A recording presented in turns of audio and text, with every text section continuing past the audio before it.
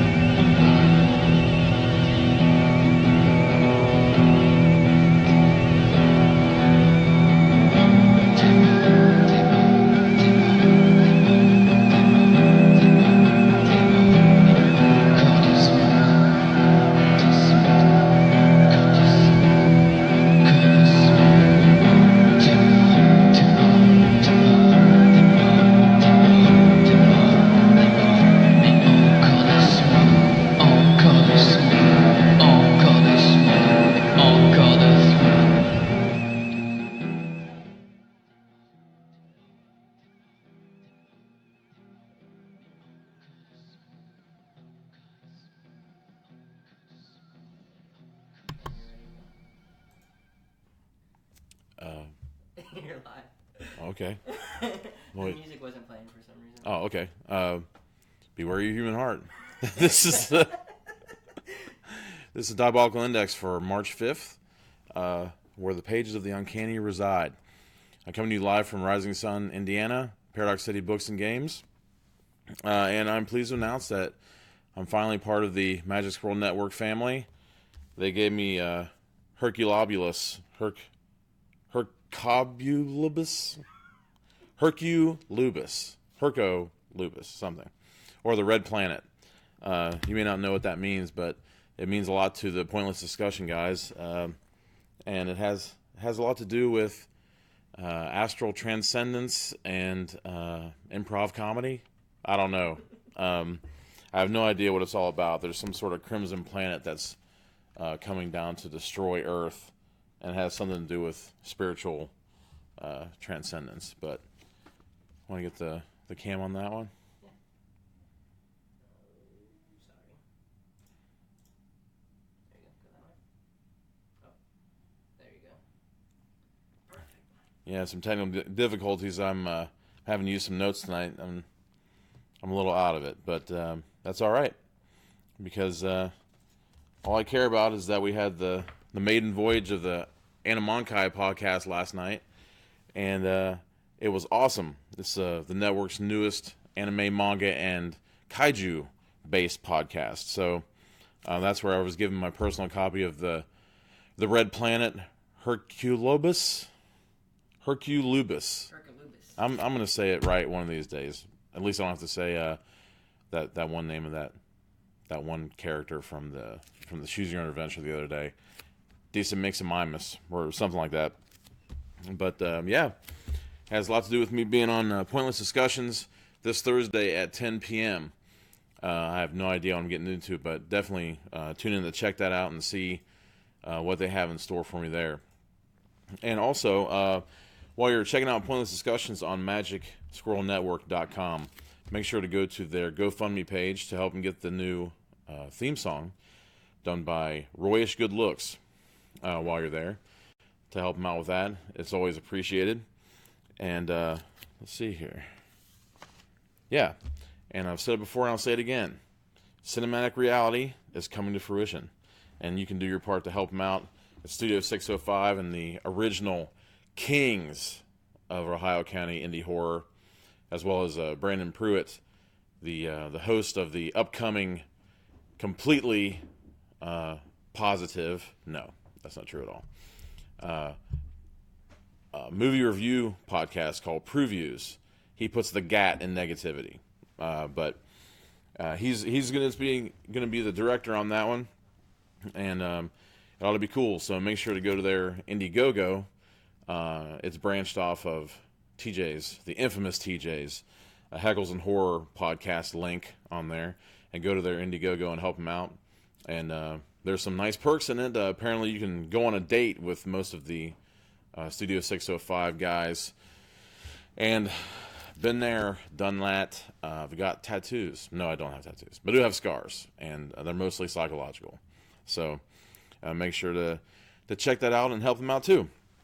Okay, so now that stuff is out of the way, there are a couple of pretty notable births and deaths from this week in literary history. The birth for the week is Bret Easton Ellis.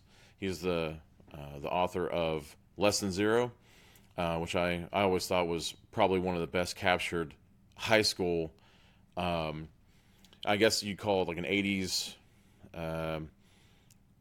glam. I don't know. It's a real, it encompasses, it really personifies the 80s for me, with the presentation of what it's like to be in high school and then beyond, and the pitfalls that have to do with friends, and how sometimes, you know, the ties that bind can end up being a knife in the back. So that's a great one. And then, you know, the follow-up, and actually I believe it was a follow-up. It was definitely a follow-up chronologically, fictionally, but I don't know which one came first, to be honest. But the Rules of Attraction, both of those have become movies, and the Rules of Attraction was also excellent. I read it when I was in college, and it was probably the best representation of collegiate life that I could possibly have asked for.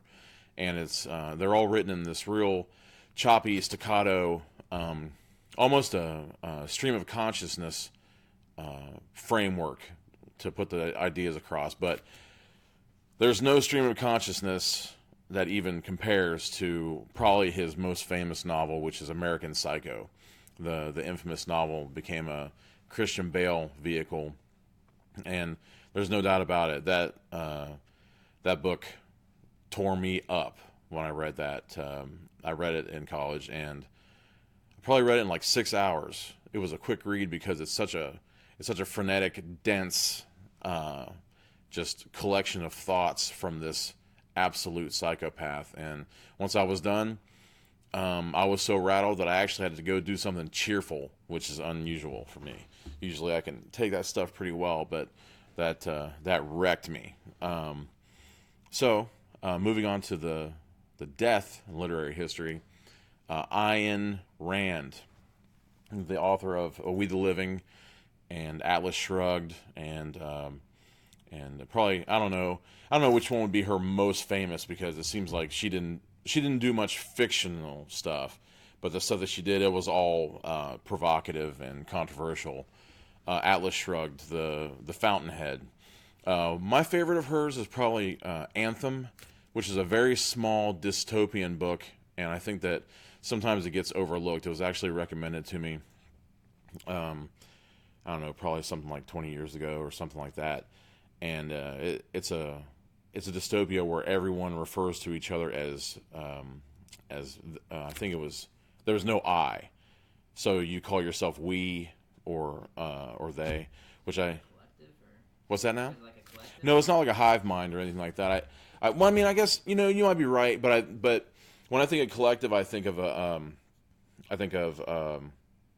people who do it of their own accord, and this is something you're born into, where it's probably there are probably all sorts of analyses of the book that would maybe point towards a kind of an amplified communism, but I don't know about any of that stuff. I'm not a political animal, but political is definitely what she was in her philosophy. She was the founder of objectivism, which is basically distilled down into just a couple of words. Is basically, the object of existence is to live. So, self-esteem and just kind of I don't know, I guess you could kind of say it was kind of a selfish philosophy, but it just had to do with the self and ambition and things like that, which obviously I have a bookstore in the 21st century, so I must not be that ambitious. But anyway, that's the births and deaths in literary history. So we'll move on to talking about the books for tonight, for the Diabolical Index entry number 3, but 5th episode. So it's pretty wild that it's already been a little over a month since we started this whole thing, and now there's a brand new podcast coming this week, hopefully, and it's been an experience, and I don't know, it started a lot of things. A lot of people have contacted me from the past, and I've made a lot of new friends due to it, just in the month and a half, or the month and a week that it's been going on. So it's been great. But the basically I don't know if you call it a theme, but basically a thread that was going through these things.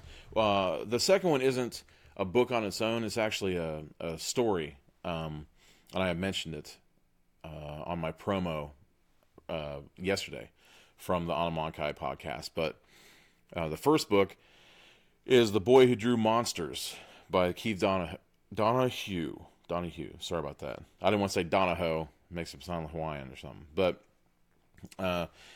basically, the second work is a short story that should be known to all of you, and if it isn't, it's a great disservice.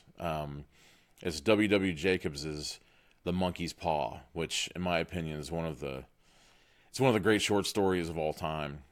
M. Night Shyamalan wishes he could come up with a story like this one, just due to it's so twisty and turvy. But I mean, it's not unbelievable, because both of these books kind of it's definitely a contrast this time, but there are similarities between the kind of like the drive and the thrust of the story, because on one hand you kind of have the perception versus reality question, where, you know, we use our eyes and our ears and our other senses, but they can be, you know, they can be deceiving. They can fool us. A lot of people say, you know, I must have been seeing things, must have been hearing things. When I was a kid, I didn't really believe that. I didn't have a whole lot of experience with that. I experienced a really intense fever when I was a kid that kind of, I almost said allowed me to have hallucinations, but kind of put me in a hallucinatory state, because I guess that my brain was of a higher temperature than it's supposed to be. But even then, I knew right from wrong, and what was there in front of me and what wasn't.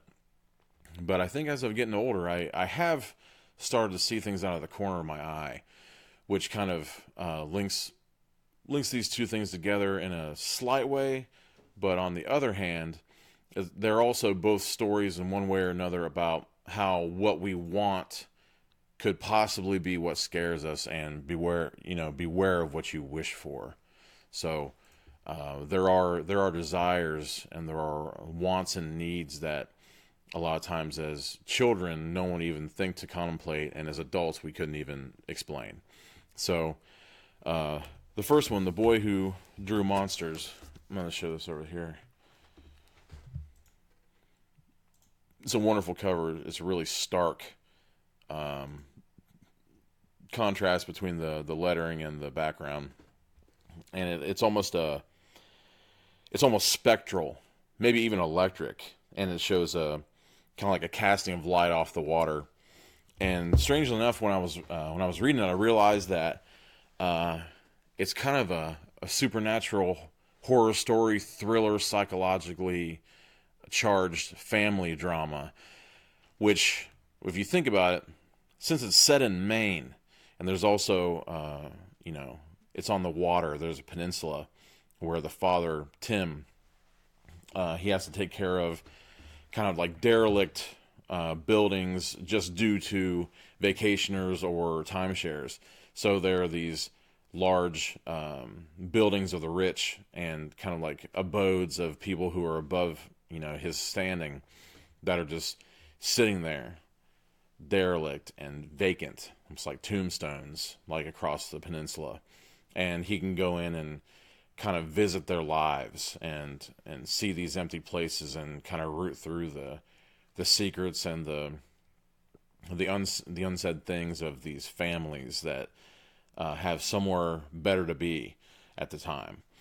And it kind of takes him away from the conflicts in his own life that had been started when his son, John Peter, ends up nearly drowning in the ocean outside of the peninsula. And if I didn't mention it, it's in Maine. So if you think about a horror story set in Maine, I mean, it's easy to make assumptions as to who you would normally think of in that respect, which would be Stephen King. And it's funny, though, because one thing that I noticed with this story is that it keeps coming back to the symbolic and actual power and deadly force, and sometimes mysterious depths of water. I know that I was talking about Shyamalan earlier, and he's obsessed with the uses of water in stories. But in this case, it's a little more palpable, especially when you think about the kind of like the transitory medium of water. There are a lot of resurrection stories. There are baptismal stories where things pass through water and are changed when they come through the other side. I guess a good example would be Jason Voorhees in the Friday the 13th films, where he gets betrayed and then he dies and goes to the bottom of Crystal Lake, and that ends up kind of being where he resides. That's his resting place until he's born again multiple times, to wreak havoc at Camp Blood. And also in Constantine, the movie Constantine, when Keanu Reeves wants to take a slight jaunt into hell, he ends up putting his bare feet into a bowl of water. So in mythology, water has been seen as the great boundary line. Like underneath, there's an underworld. It wouldn't be subterranean, but there would be depths that might figure to be another plane, even of existence, where you could travel just by passing through water. And the Fog, the movie The Fog, where the pirates seeking revenge come out of the fog and the waters to find their booty and things that are owed to them. And there's also the idea of scrying, where you look at the reflections off the water, just like on the cover of the book, and you can see the future. But with this story, John Peter, JP, or Jip, they call him Jip, he kind of gives the idea of, they don't, as far as I know, they don't mention it in the book, and I kind of applaud him for that. It seems like there's a prevalence in current media to use autism as some sort of magical state of being, and it causes, it's problematic for people, and sometimes it can be traumatic, but it's also, a way of life. It's a part of people. And, in the form of Asperger's and autism, sometimes they can see it as a heightened awareness, which isn't, that's definitely true, but sometimes it can also be a harrowing experience for the people who have to go through it. So luckily in this case, it seems like just the circumstances and the personality of the child, and it is most definitely a child. That's the lead character in the book, and his thoughts and dreams, and mostly nightmares and recollections of almost drowning at sea, and the things that he brought back with him, and actually the things that he creates, as in the title of the book, the titular boy who drew monsters. And he draws these monsters, and I guess there's there could be a double meaning there, where he draws them, just as simple as that. He uses his artistic talent, which is newborn. They didn't even know that he had it before, and it may be because he's kind of like looking through the window of the paper to draw things that he sees in his mind. So that makes it a little bit easier. But on the other hand, it could be that he's drawing them out from their resting places, because they're surrounded by water, the place where he must have met them, almost on the other side of his life, and also from the hidden places in the dark hills of the peninsula. So he actually has a friend, Nick. It's his only remaining friend, because he most definitely has some post-traumatic stress due to the drowning. So due to that, he won't even allow his own mother, Holly, to even touch him without lashing out and beating her just mercilessly through this fog of just terror. But at the same time, he's asking for the monsters to show themselves through these pictures, and his friend Nick, who just in the childlike way secret ways, kind of almost like a pirate's way, where you send coded messages. Jip finds a message that says simply "draw more monsters," and I don't know if it's a mischievous thing on the part of Nick, wanting to see how far he can take it, and see what Jip can bring out of the darkness to keep him company. But it's a terrifying story, mostly from the sense of I'm a new parent myself, so I can imagine what it would be like to not even be able to touch, to embrace your child without them lashing out, just due to sheer terror, due to not knowing what might be closing their arms around them. But at the same time, he's bringing them out. He's maybe even creating them out of his own memory, and the post-traumatic stress that nearly drowning, almost cost him his life, and maybe gave him a glimpse into something on the other side that he can't get away from, but at the same time he can't do without.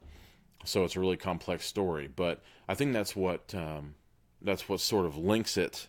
I don't want to say much more about it, because it's a very engaging story, and I think to analyze it too much without kind of like seeing it through the veil of your own experience by reading the book, I think that it would cheapen the impact and the effect. But kind of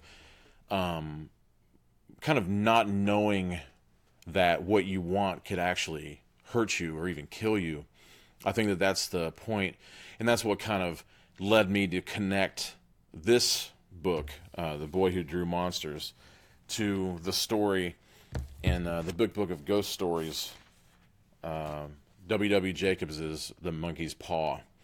You want to see this here?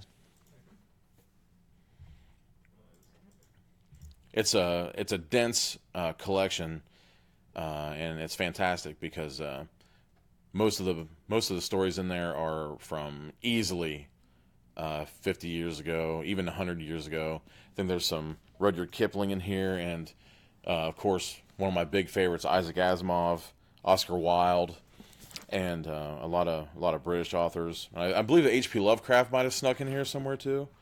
But basically, with W.W. Jacobs and The Monkey's Paw, it's a story that has been examined many times in many different forms. Actually, in one way, it was examined in a Tales from the Crypt movie that I can't remember if it was Tales from the Crypt or Vault of Horror, but I think it was Tales from the Crypt movie that came out in the 70s, strangely enough, from Amicus. It was a British production company, and which is totally strange, because I don't think that anything could be more quintessentially American than Tales from the Crypt and the EC horror comics of that era, during the Comics Code Authority crackdown and seduction of the innocent kind of blacklisting and the witch hunts that happened during that time. But they revisit it, except they changed the story slightly. I guess that with The Monkey's Paw, it might be one of those things where it's like an urban legend. It passes from one person to another, and they kind of code it with their experience, and then it gets whittled away with each telling.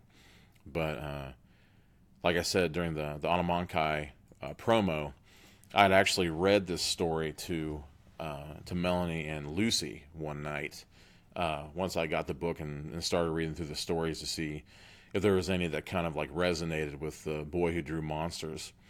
And it was funny because Lucy, out of the two, I thought she was going to be completely terrified about the notion, but it ended up being Melanie, the older of the two, that they really latched on, and it kind of freaked her out. Even with a lot of the language is kind of antiquated, and kind of the relationship between man and wife, it's kind of outdated.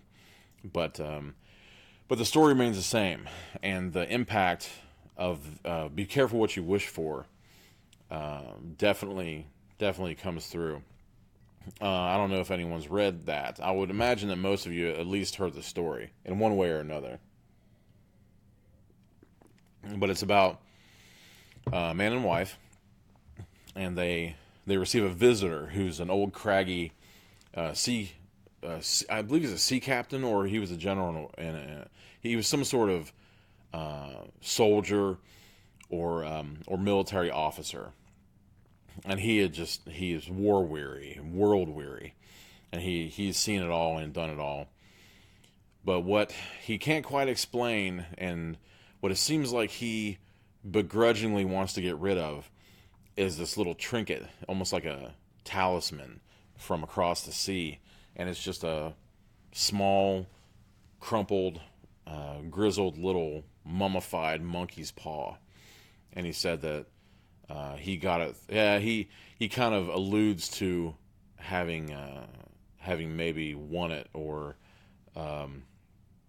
got in some game of chance, and whatever it is, he's not too happy to have had it, and he's seen some things through transferring it to his hands that he's not. I guess he doesn't want to do the husband a disservice, but he is more than happy to allow this person to fall into a trap in order to get it off of his hands, and whatever blood or history or betrayal, is all over them due to the monkey's paw. But basically, the story is that you can make 3 wishes on it, and the wishes will come true, according to the hocus pocus and heebie-jeebies that the military officer ascribes to it, and the person that he got it from must have. But there's a knowing wink in his eye that tells them that there might be something to it. So they, as you're wont to do, you look at the thing and it kind of like sticks out on the table, and they kind of avoid it for a little while, and their son, who's been visiting, gets called away, and the wife asks for lots of money to be rich, and all of a sudden they receive word that their son was killed in an accident, and they stand to become rich due to the insurance money on his upon his death. So they know that what they wanted ended up causing the demise of their dearest born. So it goes on from there. I'm kind of hesitant to tell the whole story because it's great, but basically you have to be careful of what you wish for, and a lot of times the devil can give you what you want, but it's not always in the way that you think, and it ends up being more trouble than it's worth, and it might even cost you your soul. But with the whole the water element and seeing things out of the corner of your eye, I forgot to mention something about the boy who drew monsters. There are monsters on this peninsula, but they are only seen out of the corner of the father's eye. He's driving Nick home from a visit because Jip has lost all of his friends due to not being able to not have these attacks, and I hesitate to say seizure, but these outbursts that make it difficult for kids to get along, because if they bump into each other in a game of touch football, then he'll end up beating them to a pulp. But when he was bringing Nick home one night, the father looks over one of the hills and he sees this kind of amorphous blob kind of sprout legs and start scuttling across the hill, and he doesn't see it directly full on, so it's one of those things where he kind of pulls a Ebenezer Scrooge line out of his hat and says to himself, maybe it was just something I ate. Maybe I don't know. Maybe it's too late, and dealing with Jip and his terrors and going back in the dark. Maybe I'm seeing things.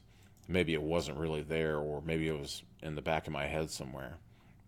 But at the same time, he almost becomes obsessed with the idea. So he ends up wandering the dunes and wandering the hills and secret places on the peninsula, trying to see whether or not he's actually seeing what he saw, or if it's some sort of crazy hobgoblin in the back of his mind somewhere. which reminded me as I was reading it of something that actually happened to me one time.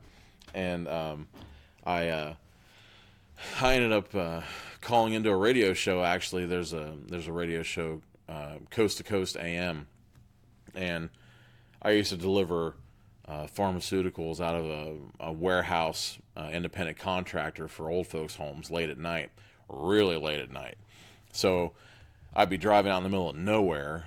You know, you're doing these deliveries and you get paid by the mile, so you want to go out as far afield as you possibly can, and sometimes you end up in the middle of nowhere, and that's exactly where I was. And I'm not exactly sure what kind of field that the road cut through, but it seemed like I was driving on it forever. And there were just waving fields of some kind of plant. I'm not sure if I know it wasn't corn, but you know, I've mentioned to many people, and some people said it could have been soybeans. But I'll be honest, even though I live in Rising Sun, I wouldn't know a soybean if I was wiping my ass with one. But it's just okay. So there you go. I mean, that can't be right. So whatever it was probably taller than a man, whatever it was out there.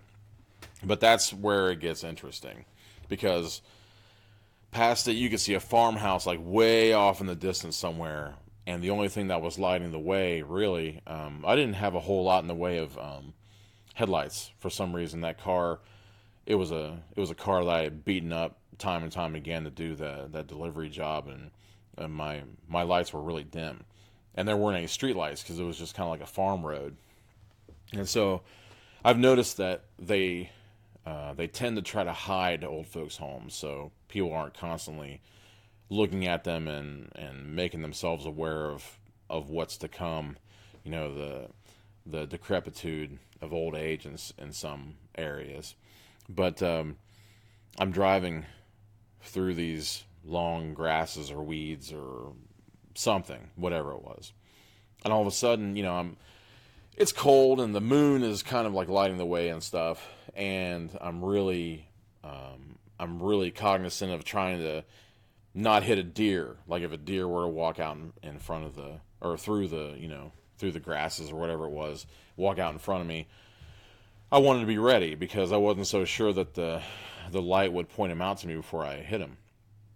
So a little bit farther away, probably, I don't know, if I had to guess, I'd say something like 100 yards away, I see something kind of poking out through the grass. I'm going to call it grass, is all I can say, but it was definitely taller than a man. And something pokes out, so I slow down. And I see it start to walk out on four legs, so I'm like, well, this is that deer I was looking for. And then as I'm getting closer to it, it stands up on two legs. And this is probably something like 3 or 4 in the morning. We were always trying to get, 3.5 hour one-way trips. So we ended up spending our whole 8-hour shift for up and back, and we get paid for the mileage. So I can't say that I wasn't tired. I was definitely tired.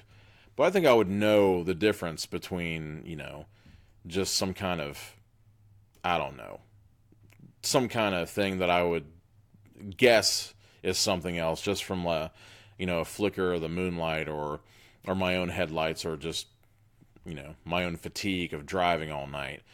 But it stood up, and something I can't even explain that. But one thing that I definitely can't explain is that when I was coming up on it, it was like this white flapping motion where its head should have been. And it scared the living shit out of me. There's no doubt about it. I did not slow down. I did not try to see what it was, and I didn't look in my rearview mirror. I just hit the gas and kept going. I've had a lot of theories of what it was. 4 in the morning, it was walking on all fours. It was brown in color, and then all of a sudden it stood up. In hindsight, I was thinking, well, maybe there's some guy, who was drunk on a whatever night that was, and then he ends up stumbling out into the field, and he's just stuck there. And he was, he might have had like a white t-shirt or something. He was just trying to flag me down with it. But I don't know. I've never been sure, and I'll never find out because I didn't stick around to find out what it was. And in my imaginings, I've thought, maybe it was some kind of Bigfoot monster that had a bird in its mouth that was trying to eat, and the bird was flapping around. Whatever it was, it's one of those stories that is just too weird, even for me, to have made up. But I can see where the character in The Boy Who Drew Monsters is coming from, because sometimes you're not quite sure that you were seeing things, and you're not quite sure that something might not be out there, especially if your son keeps going on about the monsters that followed him out from the ocean. You might be interested to see what it was, especially if it isn't a human agency. You may want to try to see what the milky white fish-bellied creature that just crawled past your car might have been, so it doesn't end up scratching at your windows at night or anything like that. So there you go. Wonderful books. There's wonderful stories in this book, the Big Book of Ghost Stories, and I didn't even scratch the surface. That's only one of the many stories that are in there, and I probably won't even get through all of them before I take it back to the library. So the library has been a great help to me during these podcasts. They supplied me with a lot of books that might have been difficult to find otherwise. Like one I was thinking of actually, while I was reading The Boy Who Drew Monsters, there was one I thought of that is difficult to find. I used to have a copy of it a long time ago, but having the bookstore, it probably slipped through the cracks. I ended up accidentally selling it. And whoever made off with it ended up having a gem, because it's one of those critically acclaimed yet little known horror authors that kind of transcend genre, kind of like Clive Barker. Cathay, I hope I'm saying it right. It's Kathe Koja. I always have said Cathay Koja. That's what I've always said. It might be Koja, I'm not sure. But she's written a lot of books. She had a big explosion in the 90s on a Dell imprint called The Abyss book line, and it was kind of a line where it was horror that skirted the edge of there was a lot of sadomasochistic themes and just kind of like cyberpunk themes, and different things that kind of skirted the edge of horror, and sometimes went into like science fiction areas and different things. But she wrote one called Bad Brains, which is about a guy, and it reminded me a whole lot of this, because instead of a child, you have a man, and I believe he's kind of in the throes of alcoholism, where his normal perception is altered due to being inebriated most of the time. But he ends up being in an altercation in a parking lot where he's actually ridiculing someone, and for his trouble, he ends up, I think he just trips or something, or like somebody backs out and he's trying to avoid them on foot, and he ends up cracking his head. He ends up in the hospital, but ever since he wakes up in the hospital, I think he might have been in a minor coma, he kind of has the idea that the coma brought something back, because just out of his sight and in his eye line, he sees this silvery, snotty, that's not mine. He describes it as a mucousy, membranous serpent that just kind of like slithers up the wall and out behind a picture and over a door, like just out of his sight, in his periphery, and it just drives him crazy. It's a paranoia that ensues, because he starts to not know what's real anymore, because he sees this creature without an eye, or without a body, but for some reason he might think that it has a mouth, and it might be coming to take some lifeblood, or maybe even a soul, or his brains. And that's kind of where the bad brains comes from. He doesn't know if there are worms just slithering around his brain ever since the accident. And this really reminded me of it, because there's trauma, there's an experience you can't explain, there's you know, with this child, Jip, I mean, he basically, he's cut off from the world, so that kind of, you know, falls in line with, I think his name is August. I can't remember off the top of my head. But, in Bad Brains, I mean. And he's in a coma, so he's cut off as well. And they both came back from the brink of consciousness with something they had brought with them. And that they don't necessarily want, but they're obsessed to find out whether or not they have, which can also be bad. But, yeah, definitely keep an eye out for those. If you can find The Boy Who Drew Monsters practically anywhere. It's pretty new. It came out from the author of The Stolen Child. His name is Keith Donohue. And The Big Book of Ghost Stories, I think that it's a Black Lizard. Yeah, it's a Black Lizard publication. And I can totally recommend finding any Black Lizard imprinted book that you can find. And they're all wonderful. They tend to do a lot of old school noir type crime stories. A lot of Jim Thompson, like The Grifters, and Raymond Chandler's. Is that Sam Spade? Sam Spade. I'm sorry. Philip Marlowe. Raymond Chandler is Philip Marlowe. Sam Spade is Dashiell Hammett of the Maltese Falcon. But anytime you see a Black Lizard imprinted book, you should totally buy it. It's wonderful. I never had one that's let me down. Chester Himes, they put out the Real Cool Killers. It was a very early black experience-based crime novel from the ghettos and things like that. So check that out. But definitely, if you can find a Cathay Koya book, any one of them. In fact, she wrote Skin. Skin was actually the first book of hers that I read. And it was kind of a time, as you can tell by my pallor, I'm not much of a beachcomber. I had gone on vacation with my family, and we went to St. Augustine by the forts to stay with some family. And, of course, just like you think, you know, there's paradise, there's the ocean and sand and beautiful vistas. So, of course, I'm looking for a bookstore, right? And I just find this little rinky-dink bookstore, but it was fantastic. And I ended up seeing this really interesting cover of a book called Skin by Cathay Koya. And you look at the cover, and the cover is kind of like a reverse negative of a fingerprint. And when you get into that one, I won't even go into that one, but there's a whole psychosexual performance art equals, you know, pain equals art, and different things, kind of like a transcendent vision of what it's like to kind of like thrust your body into the void and come back with, I don't know, heightened understanding of what it's like to feel. But that's a fantastic one. Although I tried to read it not too long ago, and it's one of those things where it's so 90s. It's so 90s that it's difficult to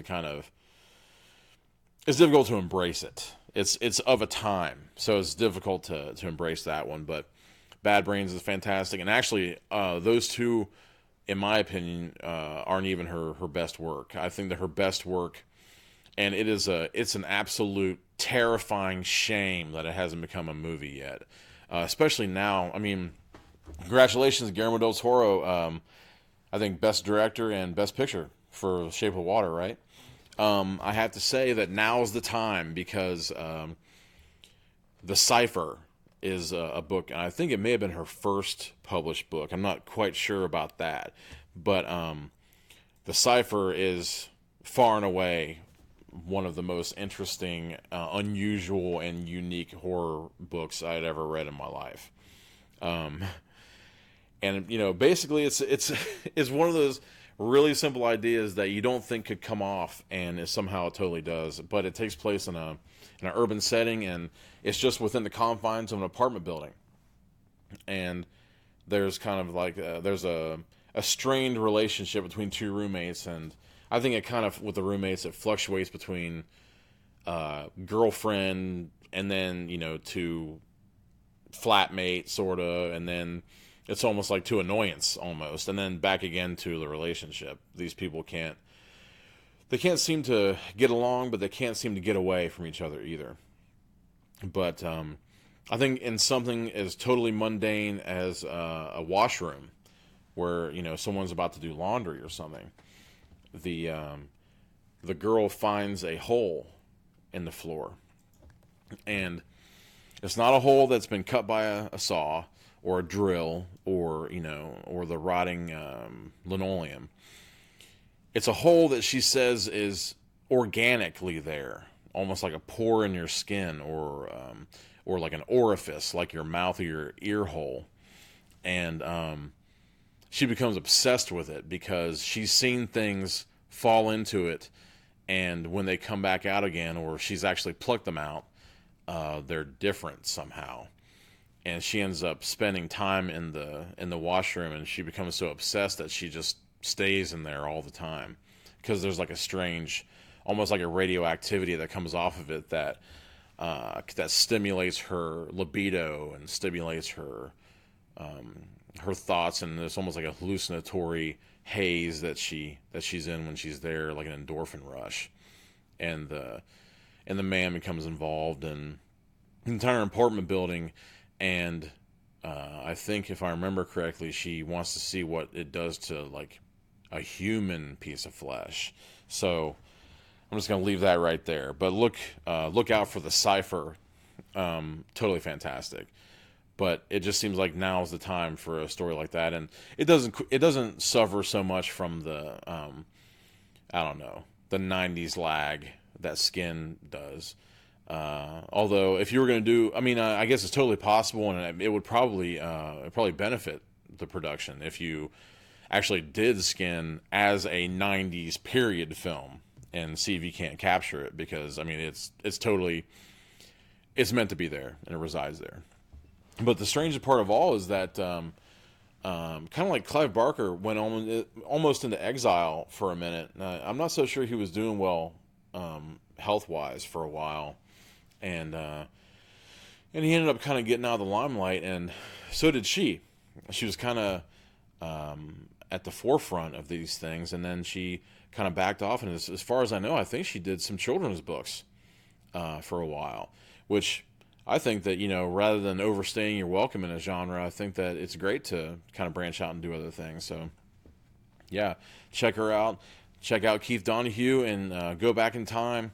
Look at the big book of ghost stories for things from the past, and you'll definitely find a lot of stuff in here that'll pique your interest and give you the heebie-jeebies and the shakes and all that stuff deep into the night, even though it's been, you know, it was written before the advent of the combustion engine a lot of times, but that's cool. But anyway, that's what I had to offer tonight, the Diabolical Index. It was a little scattered. It was kind of, you know, there was a family of things I want to talk about rather than just two, so that's all right, though. It touched on a bunch of stuff. But, you know, while I'm here, I don't want to pass over the fact that, you know, we got a new podcast coming up this week. Most likely Wednesday. No promises, but the Anime Manga Kaiju podcast with Marco Planup and Andrew Sefton is coming your way. They did a great job. I thought that they really fell into their own experience with that, and they really took off. And make sure that you don't forget Heckles and Horror will be coming at you Wednesday at 10 p.m. rather than tomorrow night. TJ will be missed tomorrow night, but we have lives. So he was interested in something, he went after it, which is how people make podcasts, in my opinion. So there you go. But through Heckles and Horror link, make sure that you go to the Cinematic Reality Indiegogo page and help them out with that. I've been talking about it a lot. Can't really talk about it enough, because there can't be enough creativity. So if you can help them make that, especially since Studio 605, I think they're in need of a good thriller. They've been going after the horror and stuff so hard at it that I think it's really interesting. They want to stretch their legs with more of a conventional take on on the thriller and the terror of kind of being in the wrong place at the wrong time. So yeah, check it out. Definitely go there and help them out. Anything you can do. There are all kinds of perks. I think that there's a perk for something like thumb drive or what's that? Flash drive fun. Flash drive fun.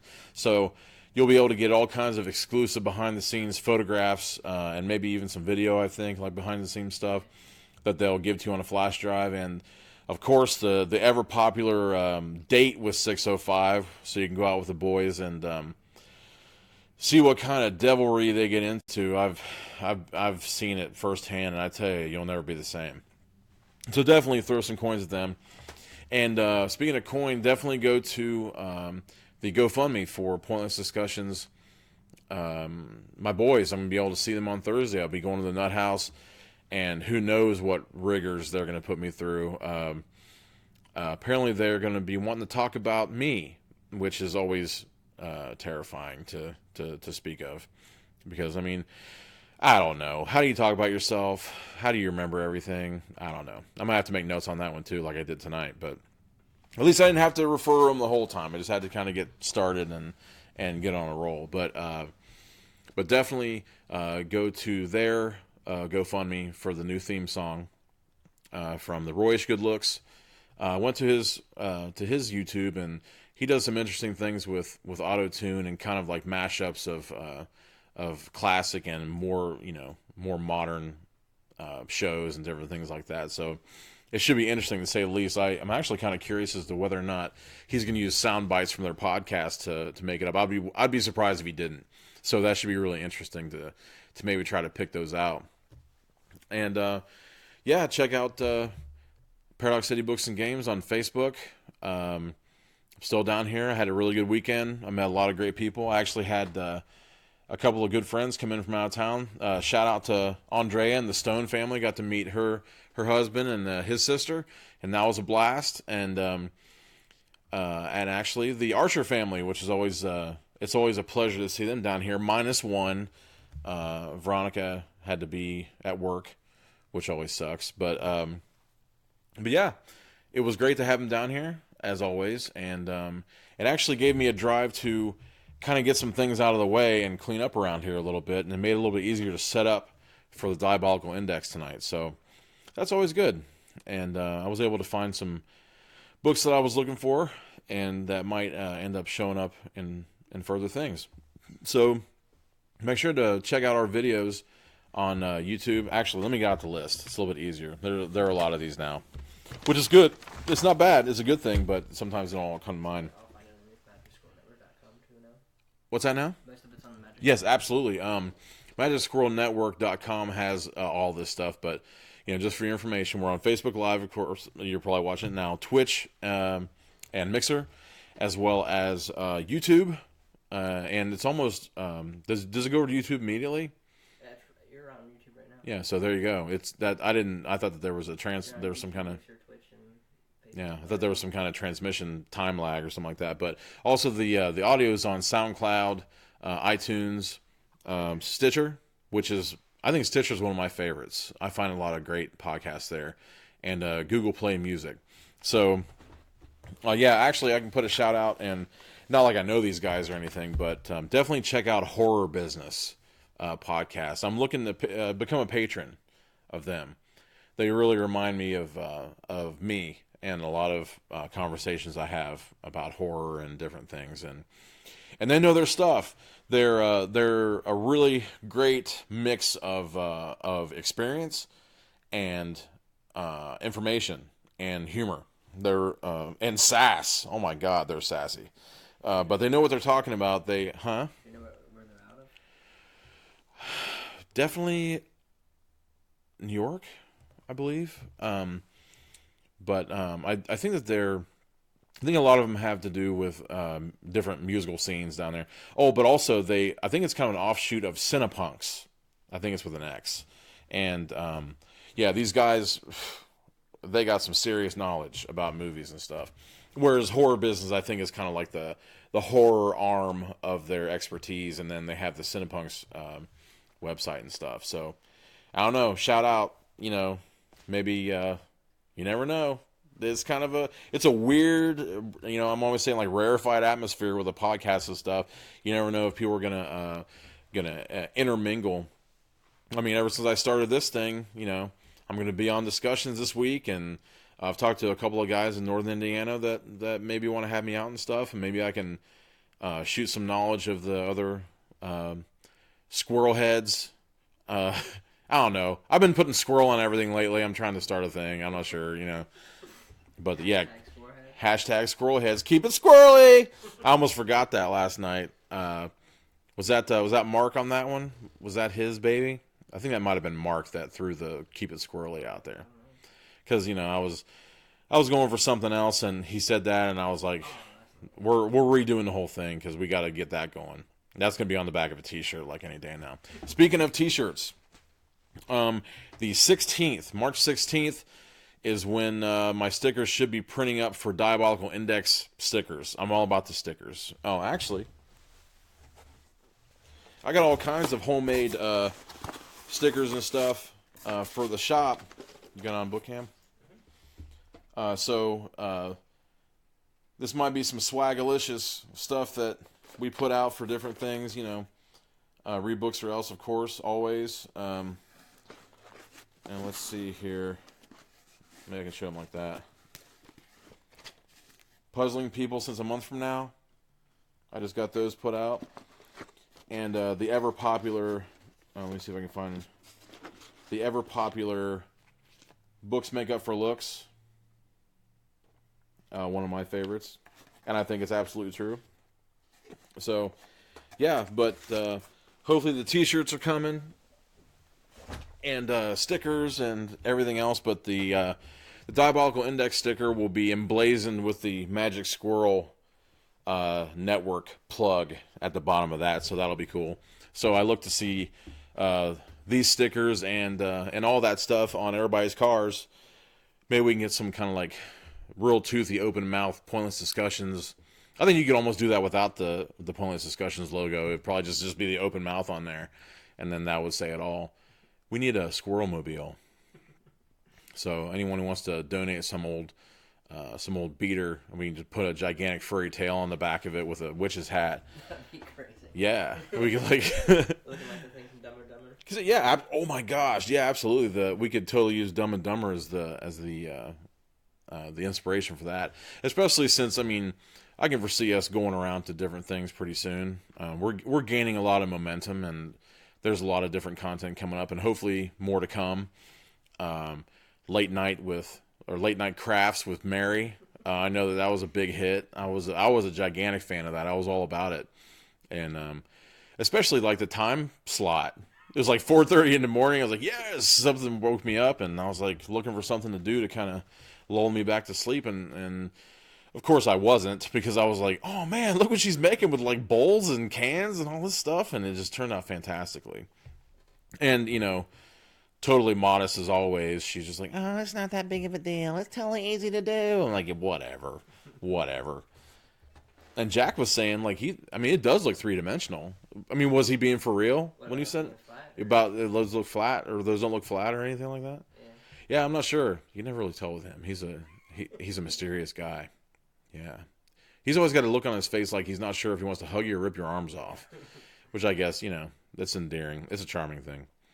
But anyway, that I think that about wraps it up, don't you? Is there anything else I need to put out there? Yeah, Pointless Discussions visit Thursday at 10 o'clock. The infamous TJ, Wednesday this week for Heckles and Horror at 10 p.m. also. And then, what was it, Late Night Rager, Neo Rage, on Friday night? Yeah, 11, I think. 11? So, do you know what game's coming up this weekend? I do not. For him? I don't. I'm interested. He's trying to beat Final Fantasy 3, I think he's trying to beat it. Okay, awesome. So, I like the old school, kind of going back to that stuff. Do you know if he might get into kind of like the midway, like the mid-range, like Metal Gear from way back in the day with all the stealthy stuff? Yeah, I'm sure it's just whatever he hasn't beat yet, I think he's trying to go for. Absolutely. Yeah, I was watching some article where, this new Metal Gear doesn't have any kind of stealth in it whatsoever. That Survive or whatever? Yeah, I mean, I thought that was like a. I mean, I don't know that much. I'm not. The main thing about it. Yeah, but I mean, I thought that was kind of like the main drive of the thing was to sneak, which I mean, I think it's a great thing, especially since we had a big conversation about this where, I think people were obsessed with like beating it just in a matter of days, and it's like you plop down the money. Why don't you take some time and get through the nooks and crannies of everything and try it out? I don't know why everybody's in such a hurry, but I don't know. As always, I digress. But yes, this has been the Diabolical Index for March 5th, 2018. I guess it'd be entry 3. Episode 5, entry 3. Because I do have those. I have to be difficult, right? So, I mean, I'm going to have like the non-entry episodes with the choose your own. Actually, yeah, speaking of choose your own adventure, I found a pretty cool one in my stuff. Runaway Spaceship. Check this out. Yeah, Runaway Spaceship with this gigantic Admiral Akbar looking dude on there. It's a trap. It's a trap.